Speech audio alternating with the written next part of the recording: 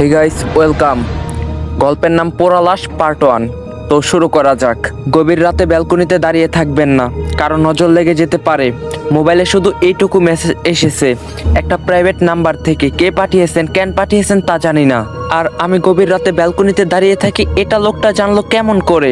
বিড়বিড় করতে করতে আবারও ব্যালকনিতে গিয়ে দাঁড়ালাম। কেমন একটা নিশ্চুপ পরিবেশ, কিন্তু মুহূর্তের মধ্যে পরিবেশটা উতাল হয়ে উঠল। বাজারের মন্দির দিক থেকে একটা গরুর ডাক আওয়াজ আসছে, যেন গরুটিকে কেউ পিটিয়ে পিটিয়ে হত্যা করছে। ভয়ে আমার গলা শুকিয়ে কাঠ হয়ে গেল। সামনের দিকে ঝুঁকে রাস্তার দিকে তাকাতেই দেখি আমাদের বিল্ডিং এর সামনে একটা মহিলা দাঁড়িয়ে, তার হাত ধরে আরেকটা ছোট্ট বাচ্চা। মহিলার চুলগুলো মুখের উপর দিয়ে সামনে ছড়ানো। পাশের বাড়ির গেটের দিকে তাকাতেই দেখি একই চিত্র। আমার মাথা সেই সময় কাজ করছিল না। সারাদিন কঠোর পরিশ্রম করে না ঘুমিয়ে রাত জাগার কারণে আমার হেলুসিনেশন হতে পারে, এটা ভেবে আমি রুমে চলে আসলাম।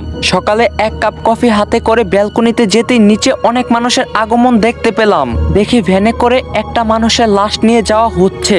ঘটনাটা পরিষ্কার করে বোঝার জন্য নিচে নেমে গেলাম। একটা মহিলাকে জিজ্ঞাসা করতেই বলে উঠল, আপা, আপনি বাইরের মানুষ, 2 দিন হলো ঘর ভাড়া নিছেন, এগুলো শুনে খামাখা ভয় পাবেন, তার চেয়ে বরং না শোনাই ভালো। তখন আমি বললাম, তবু আপা বলেন না।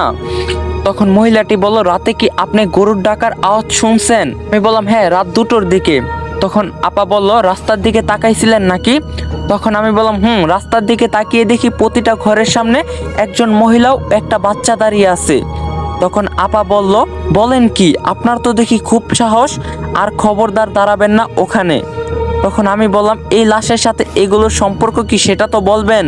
তখন আপা বলতে শুরু করলো, প্রতি অমাবস্যার রাতে এই মন্দিরটার দিক গরু ডাকার আওয়াজ আসে। আর পরের দিন সকালে মন্দিরের বটগাছের তলাতে একটা লাশ পাওয়া যায়, একটা নগ্ন পোড়ানো লাশ ওখানে পড়ে থাকতে দেখা যায়, কিন্তু কোনো ছাই বা কিছুই দেখতে পাওয়া যায় না। আজ 2 বছর হলো মন্দিরটাতে এভাবে লাশ পাওয়া যায়। কেউ সাহস করে গরু ডাকার আসল রহস্য বের করতে পারে নাই। একদিন আমরা সবাই মিলে বের হতে যাব, তখনই গেটের সামনে একটা মহিলাও একটা বাচ্চা ভূত দেখি সবাই। মহিলার মুখ এতটাই বিভৎস ছিল যা বলে বোঝাতে পারবো না আপনাকে। সেই থেকে কেউ আর সাহস করে এগোয় না। আমি মহিলার কথা শুনে আমার গলা শুকিয়ে আসলো। একে তো নতুন এলাকায়, তারপর এরকম অভিজ্ঞতা হবে জীবনও ভাবতে পারিনি। বাড়ির কাছে হলে মাকে আমার কাছে রাখতাম, কিন্তু এটা তো অনেক দূরে। সকালের নাস্তা করে অফিসে চলে আসলাম। কাজে মন বসাতে পারছিলাম না। সেটা দেখে আমার একজন কলিগ আমাকে বলল, সুমনা, তোমাকে বেশ চিন্তিত দেখাচ্ছে, নতুন বাসার জন্য কোনো সমস্যা হচ্ছে? তখন আমি বললাম, না মাহিম, আমি অন্য একটা বিষয় নিয়ে চিন্তিত। আচ্ছা, আপনার বাসা কোথায়? তখন মাহিম বলল, আপনার বাসা থেকে 1 কিলোমিটার দূরে। কিন্তু কেন বলেন তো? তখন আমি বললাম, না মানে আমার বাসার পাশে মন্দিরটাতে গতকাল একটা লাশ পাওয়া গেছে, জানেন আপনি? তখন মাহিম বলল, এটার নতুন কি? আমি এখানে 6 মাস আছি, 6 মাসে 6টা লাশ পাওয়া গেছে শুনেছি। পুলিশ কতবার যে অভিযান করছে, কিছুই পায় না, কোনো প্রমাণ মিলে না হত্যার।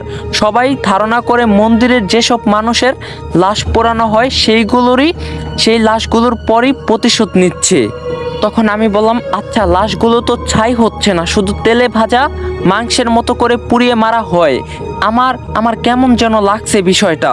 তখন মাহিম বলল, অফিসে মন্দিরের কথা আলোচনা করা নিষেধ, তবু আপনাকে বললাম বেশি মাথা ঘাটিয়েন না। প্রথমত নতুন জায়গায় এসেছেন, দ্বিতীয় মেয়ে মানুষ হয়ে এসব নাক গলানোর দরকার নেই, ভয় পাবেন খালি। তারপর আমি অফিস থেকে বাড়িতে এসে সেই দিন গুগল ম্যাপে সার্চ দিয়ে এলাকাটা দেখে নিলাম ভালো করে। মন্দিরটা একেবারে এলাকার শেষের দিকে। 400 বছর আগেকার পুরনো মন্দির, অনেক জনপ্রিয়, তাই সাহস করে হয়তোবা প্রশাসন কিছু করতে পারে না। মন্দিরের ওপাশটাতে শুধু মাঠ আর মাঠ, 100-2 বাড়ি এই এলাকায়। বিষয়টা নিয়ে ভাবছি, তখনই সেই প্রাইভেট নাম্বার থেকে একটা মেসেজ, আজ রাতে দাঁড়িয়ে থাকবেন, আপনাকে দেখার অনেক ইচ্ছা জাগছে। অপরিচিত কোনো জিনিস যদি সারপ্রাইজ হয়ে লাইফে আসে, তাহলে সেটা দেখার প্রবল ইচ্ছা সবার মধ্যেই কাজ করে। আমার মধ্যেও কর্তা ছিল, তাই আমি সেই দিন বারান্দায় গিয়ে দাঁড়ালাম, কিন্তু একটু লুকিয়ে থাকার চেষ্টা করলাম, সেটাতে সাকসেসফুল হলাম আমি। একটু পরেই দেখি মাথায় টুপি পরা একটা 27-28 বছরের যুবক আমার ব্যালকনির দিকে বারবার তাকাচ্ছে। রাস্তার আলোতে যতটুক দেখা গেল তাতে অপরিচিত মনে হলেও এবার আমি সোজা হয়ে দাঁড়ালাম। কিছু দূর গিয়ে লোকটা একটা বাড়িতে ঢুকে গেল। এভাবে প্রায় 20 দিনের মতো আমিও লোকটাকে ফলো করলাম। প্রতিদিন লোকটা ওই বাড়িতে ঢুকে ঠিক রাত 2টাতে। লোকটাকে জানার জন্য আমি একটা শুক্রবারে ওই বাড়িতে চলে গেলাম, যেখানে প্রতিদিন অপরিচিত লোকটা ঢোকে।